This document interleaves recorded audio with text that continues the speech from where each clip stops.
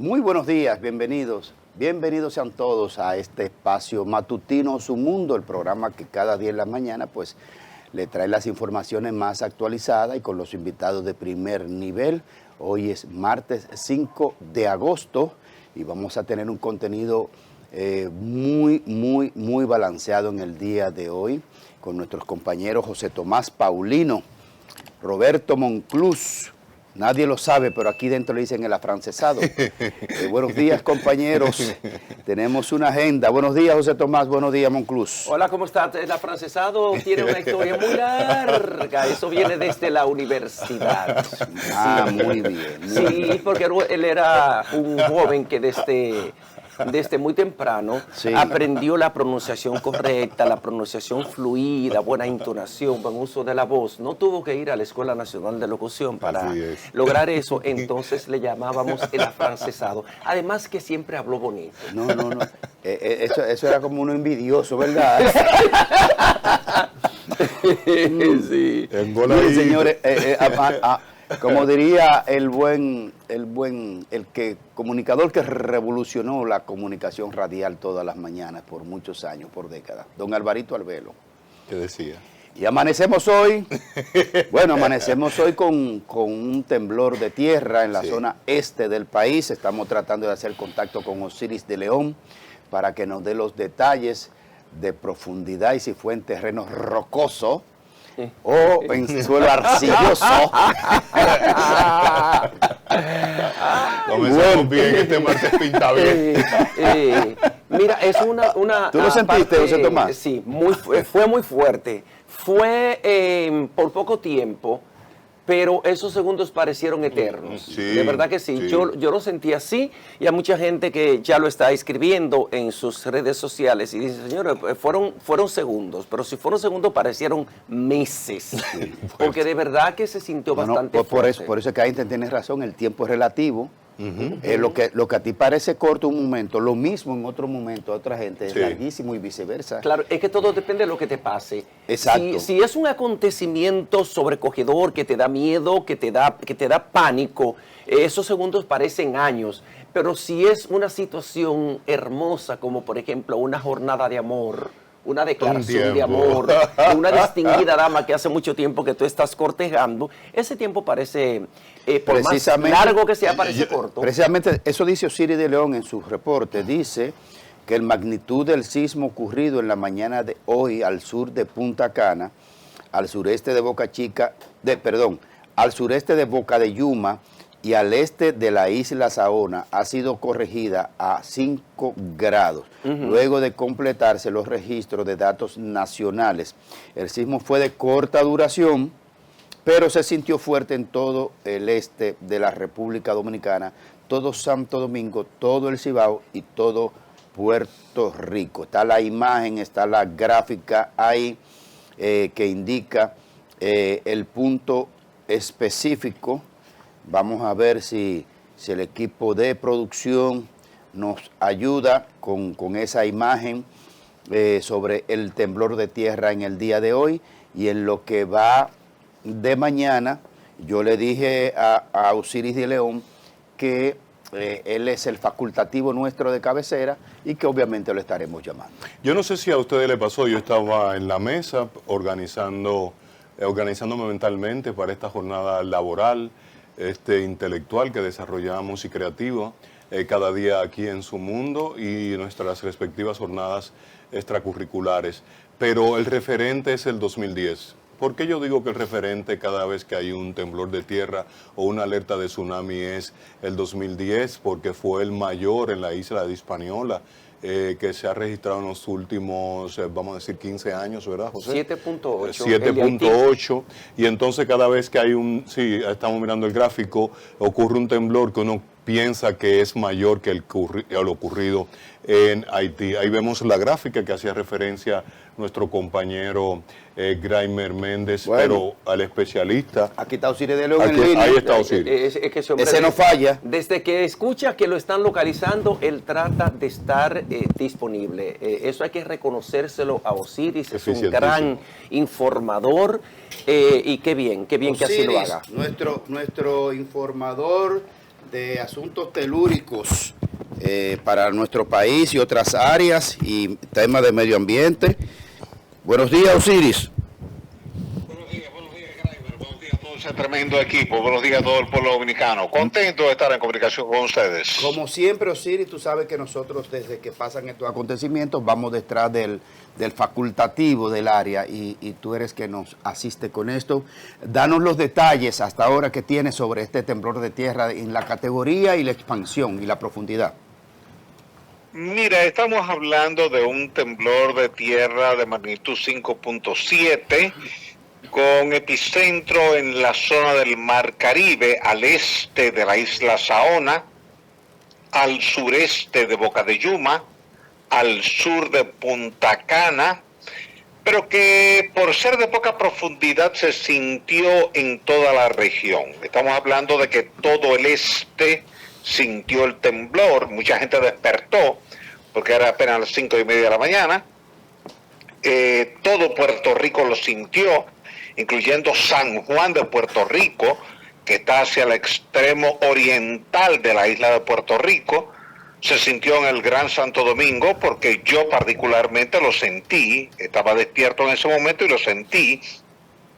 Se sintió en toda la parte norte de Santo Domingo, en Bonao, en La Vega, en San Francisco de Macorís, en Salcedo, en Tenares, en Santiago. Muchas personas lo sintieron y lo reportaron, y así algunas de las redes internacionales registran reportes que van desde Santiago de los Caballeros hasta San Juan de Puerto Rico.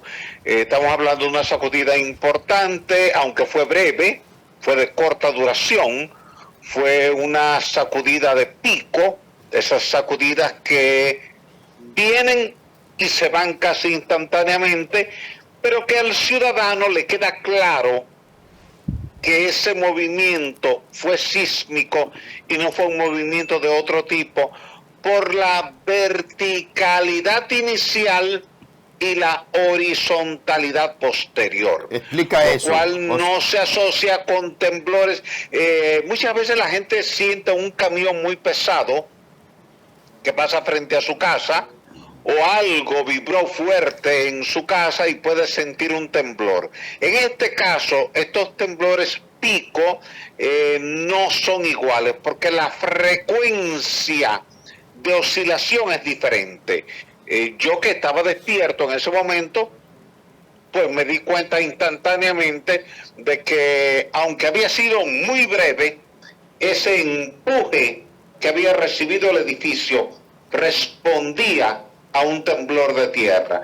De inmediato, pues al rastrear las diferentes redes sismométricas de la región, pues encontramos el dato de magnitud 5.7 con epicentro en la zona turística de República Dominicana, es decir, la zona sur de Punta Cana, sureste de Boca de Yuma, este de Isla Saona, pero con la particularidad de que inmediatamente la gente de Puerto Rico, tanto los de San Juan como los de Mayagüez, que está en el oeste, como los de la zona central de Puerto Rico, también lo reportaron. Lo que quiere decir que por la proximidad al Canal de la Mona, aunque no fue específicamente en el Canal de la Mona, como piensa alguna gente, fue más en territorio dominicano que en territorio de Puerto Rico, pero se sintió fuertemente en toda la isla de Puerto Rico y se ha sentido en más de la mitad del territorio de la República Dominicana. Son de esos temblores de liberación de energía. Perdóname, Osiris, ¿la profundidad cuál fue? La profundidad está en el orden de 10 a 12 kilómetros, lo que quiere decir que es por eso que se ha sentido más. Cuando tú tienes temblores cercanos a la superficie, pues la población lo percibe con mayor intensidad, y eso a veces produce la sensación de que ha sido un evento sísmico mayor.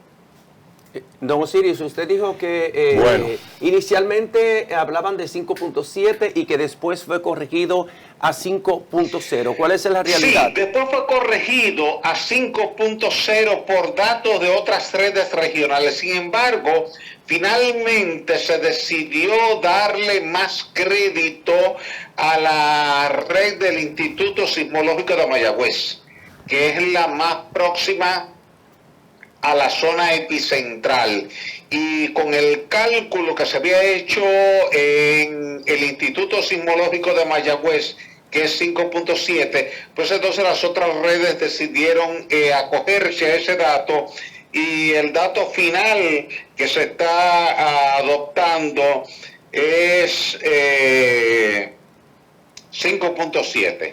Algunas redes reportan grandes profundidades, pero realmente esa zona no es de grandes profundidades, es una zona de profundidades menores. Por eso es un dato siempre que se deja para último momento, porque es un dato que hay que calcularlo con muchas estaciones sismométricas que han reportado, porque es mucho más fácil calcular la zona epicentral que la zona hipocentral. Si la zona hipocentral es el punto profundo en la corteza terrestre donde se produjo la ruptura, y siempre la ruptura va a depender del tipo de falla, y para que se produzca una ruptura muy profunda se necesita una zona de subducción que penetre a niveles muy profundos, y este no es el caso. Esta región normalmente responde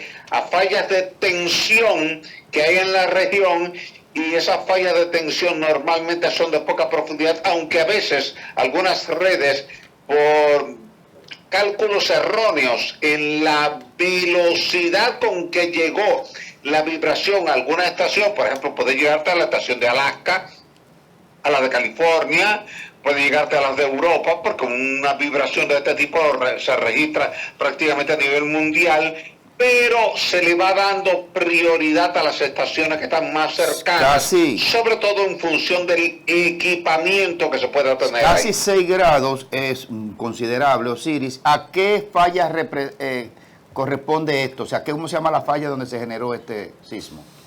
Ok, mira, ahí hay dos fallas. Una es la que llamamos falla de Yuma, que es una falla que viene derivándose desde la bahía de Samaná, cerca de la zona de Villarriba, cruza por Higüey, toma el cauce del río Yuma y llega a Boca de Yuma, y de ahí entra al mar. Pero también hay otra falla que es paralela al límite norte de la trinchera de los muertos. Entonces, cualquiera de las dos pudo estar vinculada directamente con ese proceso de ruptura sísmica que hemos tenido en la mañana de hoy, cerca de las 5:30. Falla de Yuma, esa no lo habíamos escuchado. No, y ¿sí? de los muertos. Sí, sí, la falla de Yuma es una falla que deriva de la conexión con la falla septentrional cerca de la zona de Villarriba. Sí. Va cruzando la cordillera oriental, cruza por la zona de Higüey, y desde ahí se va por el cauce del río Yuma hasta Boca de Yuma. Profesor Roberto Monclús, escuché esta mañana... Amigo y hermano Monclús. Un abrazo doble también de Ismael Reyes.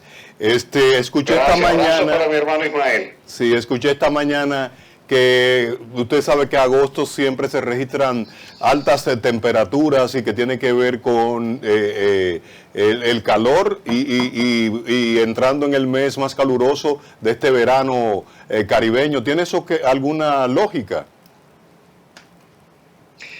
En relación a la sismicidad, no. Ok. Tú sabes que nosotros tenemos dos tipos de calor en el planeta Tierra.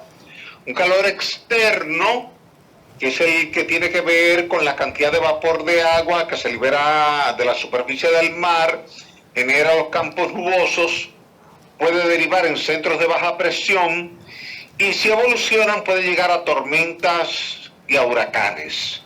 Y un calor interno del planeta Tierra que está conectado con el núcleo de la Tierra, y que alcanza temperaturas de hasta 5.500 grados Celsius. Ese calor interno es el que genera las corrientes convectivas magmáticas, mueve las placas tectónicas, las hace colisionar y genera los terremotos. Entonces el calor externo está siempre vinculado con las condiciones climáticas y meteorológicas.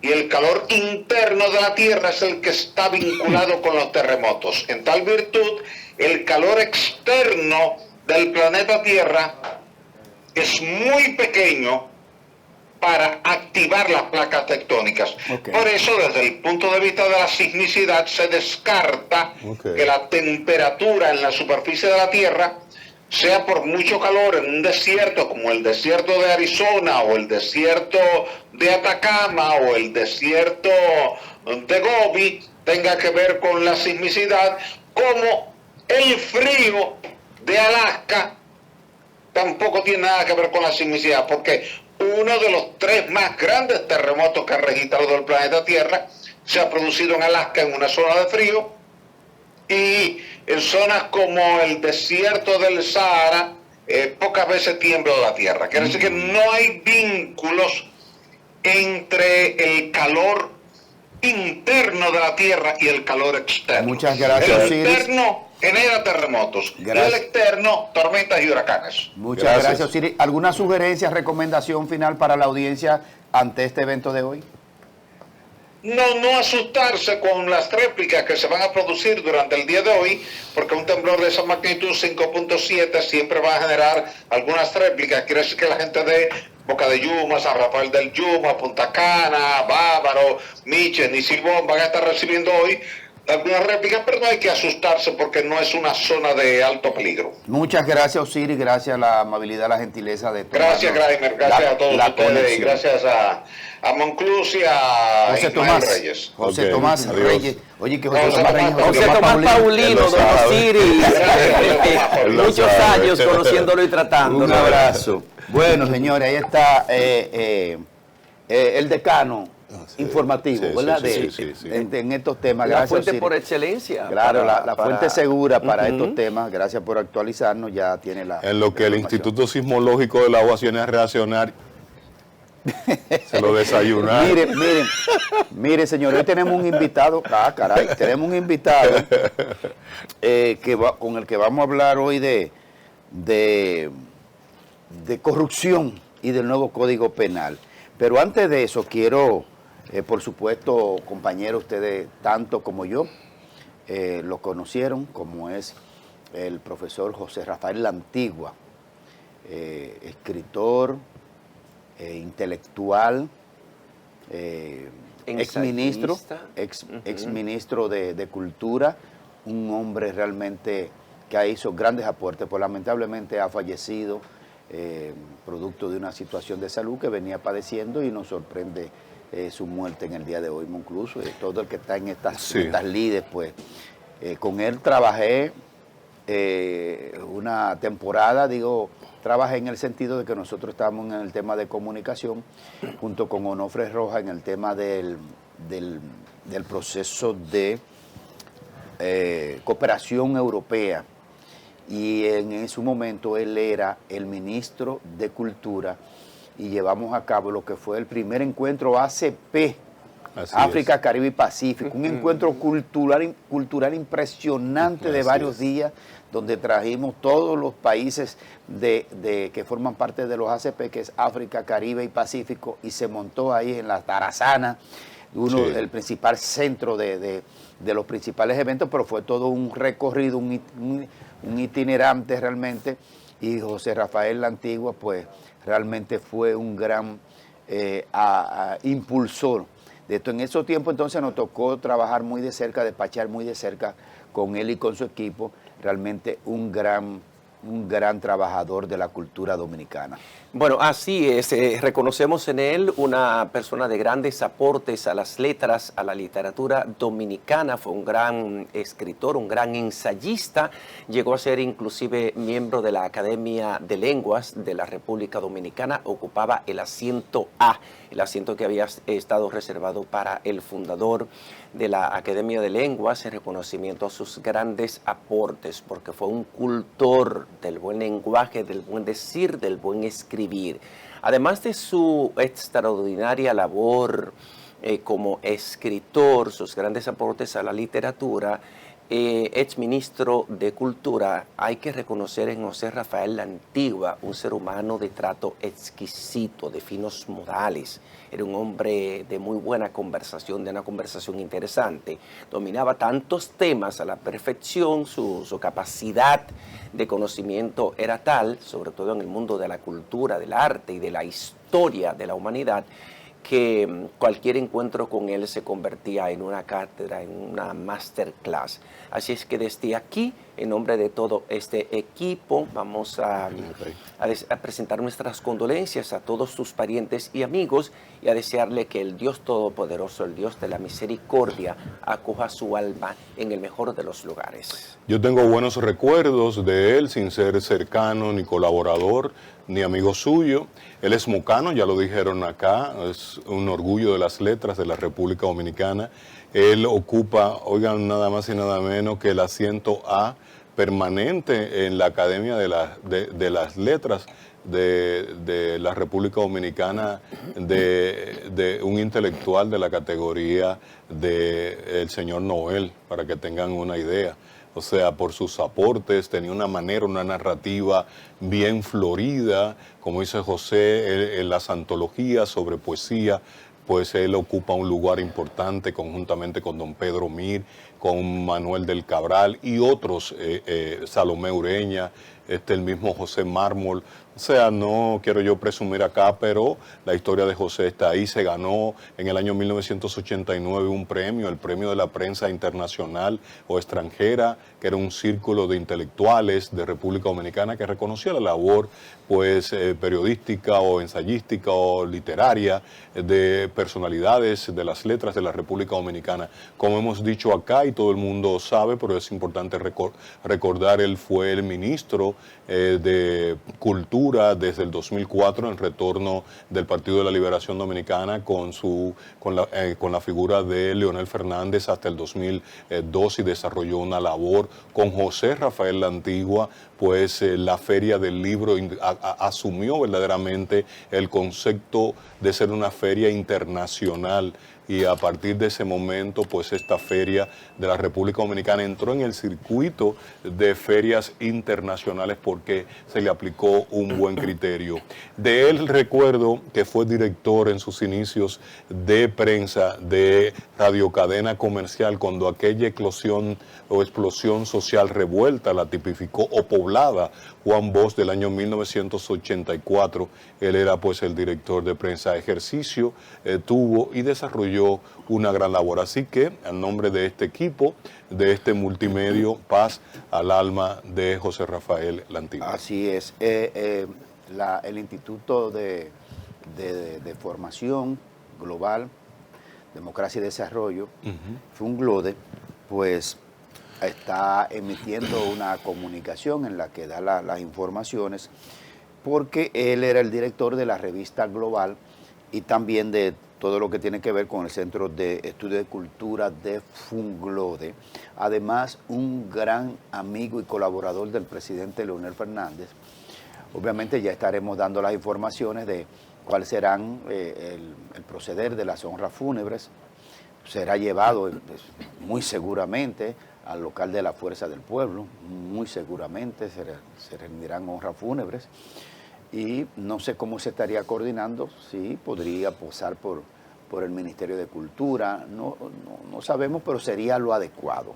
No fue ministro, yo pienso por el que nivel y el impacto, claro. El nivel y el impacto, no solo por ser ministro, porque es como por el impacto que ha tenido. No sé si el protocolo indica que lo lleven a Cultura, pero pero por el impacto que tuvo José Rafael La Antigua en este país, en esa materia, en el tema de las publicaciones, siempre fue un impulsor de este tema. Así que bueno, le estaremos dando seguimiento a este evento. Nuestro invitado del día de hoy es un hombre que tiene que ver con las denuncias públicas sobre el tema de la corrupción. De hecho, funda ADOCO, que es la Asociación Dominicana contra la Corrupción. Julio César de la Rosa Tiburcio, presidente de ADOCO, estará con nosotros en unos minutos ya, porque ya está aquí en el estudio y vamos a conversar con él. Más adelante vamos a despachar un par de informaciones y vamos a tener esta conversación. Vamos a hablar de los contenidos del nuevo código con el tema de la corrupción y los casos recientes de denuncia de corrupción administrativa. Atención, medios, para que estén pendientes. Señor, el presidente le dio un boche ayer a Danilo Medina. No se queden así, ¿no? ¿Ustedes estaban ahí? Sí, José. ahí. Sí, El presidente mandó a Danilo Medina a leer, que se eduque, que estudie, que se prepare. El que no estudia ni investiga, un cruz. No tiene derecho a la Tiene palabra. derecho a la palabra. Y el presidente no solo le dijo eso, sino que se lo dijo como con cierta sorna. Sí. O sea, le dio como si fuera pena tener que decirle eso. Como con cucharita fue que se lo No, quiso mandar. como lo siento, presidente, pero le tengo Sí, que dar su cocotazo. sí. En realidad fue así más o menos. Si los muchachos me avisan, si tenemos ese corte del presidente, me avisan porque lo queremos escuchar. Vamos a escuchar al presidente. Me refiero al expresidente Medina, pero yo le voy a hacer una recomendación. A él y a los demás candidatos, cuando vayan a dar una información, traten de buscar las estadísticas reales. Ayer el expresidente Danilo Medina calificó de criminal del actual gobierno de abandonar lo de la tanda extendida y también de no concluir la 11.000 aulas. ¿Cuál es la calificación que usted le da a esa decisión del presidente de Medina, que ayer en La Vega dijo que usted ha abandonado las 11.000 aulas y también la tanda extendida? A ver, vamos a ver.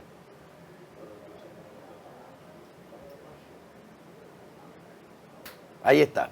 Bueno, el presidente fue un poco más largo, este es un corto, pero el presidente dijo además en esa materia, hizo una especie como de repaso de por qué razón no están terminadas las escuelas. Aprovechó y le dio entonces su... Sí, fue reiterativo. Dijo que era por tema de corrupción, que habían comprado solares que no existían, que habían construido donde no iba, que tenía que ser problemas jurídicos, que hubo que resolver lo que él llamó el nudo gordiano jurídico. O sea, no le fue bien a Danilo ayer con el presidente. Sí, pero el presidente ya había dicho eso, inclusive cuando inició su primer mandato, dijo que se había encontrado una gran cantidad de escuelas que fueron licitadas, que fueron inclusive contratadas, entregadas a algunas compañías de ingenieros y que no habían podido ser comenzadas por ese tipo de problemas legales que tenían algunas, por ejemplo, con el terreno, que no tenían documentos, que no tenían títulos definitivos de propiedad, algunas, por ejemplo, que no existía el terreno para la construcción de la escuela, no había sido ubicado, y otras que tenían conflictos de diversas índoles, por los que el gobierno de Luis Abinader tuvo que comenzar primero a sanear todos esos casos para entonces, después que fue resuelto ese impasse jurídico, entonces comenzar la construcción de las escuelas. Independientemente de todos esos problemas que se encontró el gobierno del presidente Luis Abinader, uno tiene la impresión de que ha habido debilidad en el proceso de construcción de las escuelas, porque eso ha pasado también con el plan de reparación y de reconstrucción de escuelas. Pero en 5 años no va a resolver eso. Ha avanzado muy lento. Entonces uno sabe que el tema de la titulación y el tema de legalizar un terreno o de resolver conflictos de intereses con un terreno es un tema bastante complejo. Luchar en la jurisdicción inmobiliaria es un poco complejo. Pero yo pienso que eso es más difícil para una persona común y corriente, no para el Estado, que tiene sus instrumentos y sus herramientas, y tiene ahí al abogado del Estado, que es el que debe de trabajar y de actuar para legalizar un terreno y para darle la garantía de los derechos sobre la propiedad que tiene alguien, porque yo he tenido que hacer ese proceso y sé que es tortuoso. Entonces, yo pienso que ya en el primer año del segundo mandato, como que no luce mucho estar hablando todavía de un problema que usted se encontró en el 2020, cuando inició su primer mandato. Tú que conoces los hierros de tu camión, ¿tú crees que Danilo le responda? Porque el equipo de Danilo no se puede quedar así. Pero que en la mañana hubo una rueda de prensa, pero no advirtieron que tenían que esperar el día de hoy para la reacción más completa, más política, más contundente. En la mañana, el profesor Melanio Paredes, junto con toda la Secretaría de Temas Educativos y Magisteriales del Partido de la Liberación Dominicana, alcancé a ver a Andrés de las Mercedes, que fue director ejecutivo de Inafocán, a Radamés Camacho, que en su momento fue presidente de ADP, el propio Melanio, y otros destacados gremialistas del área educativa del Partido de la Liberación Dominicana. Lo que yo creo que está compelido, no solo Danilo a salir a hablar, sino el comité político, porque el presidente lo mandó a revisar esa data a Danilo Medina, y entonces cuando yo escucho a José, y si tiene razón el presidente, yo visualizo pues que hubo actos de corrupción, porque la jurisdicción inmobiliaria tiene su problema, todo el mundo sabe, igual que la titulación de tierra, que lo implica. Eso es un mundo jurídicamente complejo en la República Dominicana, pero el Estado, si es cierto lo que dice el presidente, no se debe. ¿Cómo que compran terrenos? ¿Cómo que pagaron millones de pesos por propiedades o terrenos que no existen? No, porque no es permitir, porque la propia legislación no lo permite, de titulación de tierra, o sea, la jurisdicción inmobiliaria no permite. Tú tienes que tener o un deslinde o una carta de intención, se llamaba antes, que es una certificación que emite la jurisdicción inmobiliaria para usted hacer negocios con un terreno. El Estado no se puede dar ese lujo.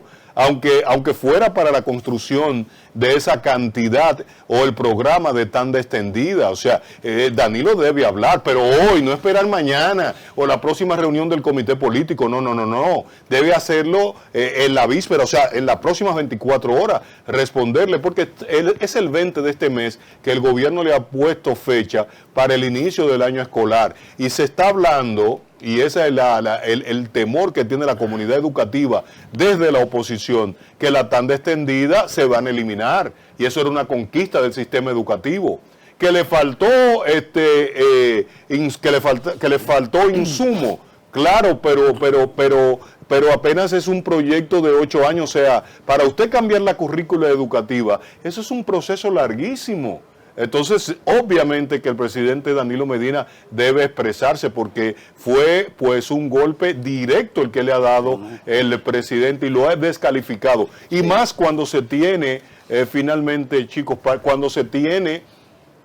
cuando su principal legado de Danilo Medina, dicen que ha sido el presidente que mayor inversión ha hecho en lo social, pero que tanto las visitas sorpresas como la tanda extendida en el área educativa son sus 3 pilares fundamentales de su gestión de 8 años. Debe responderle, y responderle de manera contundente. Ese equipo debe tener esa documentación en el día de hoy, ya, para que le den con datos a la respuesta del presidente.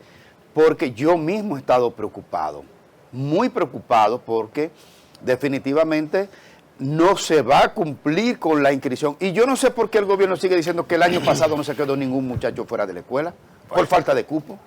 Yo no sé cómo dicen eso todavía cuando tenemos montones de ejemplos de gente que se quedó, que no encontró cupo y que tuvieron que mandar muchachos de clase humilde a colegios privados a malpasar. Porque es una currícula educativa diferente. No tienen uniformes, no tienen desayuno escolar, No tienen tanda extendida. Por lo tanto, usted está mandando a un muchacho a un colegio privado a mal pasar y a su papá a pasar trabajo y a gastar dinero en comprar uniformes, zapatos, mochilas, libros que ellos no tendrían que comprar si están en el sistema educativo. No, porque le dan un bono. O no, no se lo dan, no, se lo dan al colegio. Perdóname, es un bono para el colegio. Un bono Ok. de $500 para la matriculación. Para el colegio. Eso es lo que establecieron Entonces, el año pasado. Entonces, pero además, señores, es que eso no resulta tan fácil. El usted mandar a un muchacho que vive en un sector de estrato humilde, inscribirlo en un colegio, usted lo somete, a lo primero que lo somete es a la estigmatización y al bullying. Pues, Porque hay probablemente, muchachitos que saben sí. que son parte de ese colegio, que pagan ese colegio, lo que dicen es, ¿y qué hace extraño porque, aquí? No, porque no es que lo mandan a un colegio Es así. súper caro, lo mandan a colegios de clase media y clase media baja del entorno más o menos. Pero es un colegio como tal y Sí. no pertenece a esa Sí, comunidad sí, educativa. Claro, no, porque el problema mayor, además de que está en un entorno que no es su entorno, porque Sí. tú lo desarraigas de su comunidad infantil, Sí. para mandarlo a otro grupo que él no tiene vínculo y además se saben en la escuela, en el colegio de una vez que este es un pegado de lo que mandó de la escuela para allá. Claro. Entonces, todo eso le crea una situación. Entonces, yo no sé por qué el presidente y el gobierno siguen diciendo que el año pasado no se quedó nadie fuera de la escuela, pero además este año metieron a los niños, a los infantes de 3 años al sistema escolar cuando usted tiene un déficit de aula y por eso que se está desmontando parte de lo que tiene que ver con la tanda extendida para poder abrir cupo para la tarde. Entonces van a arruinar, en lugar de mejorar algo que fue un avance, lo están arruinando. Entonces, pero eso lo vamos a despachar más adelante porque tenemos más contenido, más información y ya traeremos de nuevo quizá aquí a Juan Valdés o cualquier otro técnico educativo. El espacio le estamos diciendo al ministro Luis Miguel Lecán, yo he estado en comunicación con él, he estado en comunicación con su equipo de comunicación para que venga al matutino y que despachemos estos temas. Estamos abiertos siempre, pero te tengo una sorpresa, José Tomás. Tenemos portada.